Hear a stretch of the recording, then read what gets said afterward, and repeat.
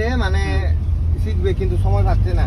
ওই মেয়েটা চলে গেছে ডাক্তার। আরে ভোরবেলা আবার কি আর সময় পায় না না এখানে নাই তো। ও আচ্ছা এখানে নাই, তাইলে ভিন্ন ব্যাপার। না আমার কথা হয়েছে যে যখন আসবে তখন হিসাব। এখন এরা তো শেষ করছে, তখন কুরবানি আসবে তখন তো শিখবে, তখন আমাদের টাকা দিবে নি। এখন তো আমি আপনার তো আসলে একটা সিস্টেমের মধ্যে চলতে হবে। আমি 6,000 টাকা পাও না, আমাদের 4,500 টাকা দিলেও তো আমি কোনো ম্যানেজ করতে পারবো না। ওইটা পরে দিই আমার তো ওইটা ছাড়া আপনি তো দেখেন এত বড় দোকান একটা আছে, ওইটা দিয়ে মানে কোনো তেল তুল আমাদের লবণ তো মানে ওগুলা কোনো রকম হয় আর ওটা তো আমি এমনি বলতে টাকা লাগে ছাত্ররা খুঁজতে আছে ওই কারণে দিচ্ছি দোকান। মাল টাল উড়াইলে হঠাৎ করে যদি যাইতে বলে তখন কি করবো? ওইগুলো তো রাস্তায় বিক্রি করতে পারবো না। না না ওই কারণে মালও উঠে না।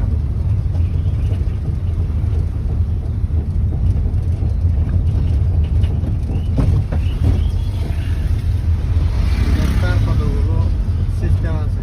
ওই আমার পাশে দোকানদারিটা দেখছেন, এই নতুন নতুন দোকানদার তো আমার ওই বাম্বাতে ওই পাশে ওই কম্পিউটারের দোকানের পাশেরটা না, আমার দাগে যেটা আমার পাশে আর ওদিকে আরেকটা দোকান আছে না। আচ্ছা হ্যাঁ আপনার পাশেরটা, প্রথমে একটা তারপর আপনারটা তারপর আরেকটা। এই কি করে ওই যে ইউনিলিভারের এই যে হুইল পাউডার এই সেই মানে একবারে 20-30 হাজার টাকা কিনে রাখে। আমি এর বলি যে এইগুলো না রেখে তুমি আরো আইটেম বাড়াও না মালের।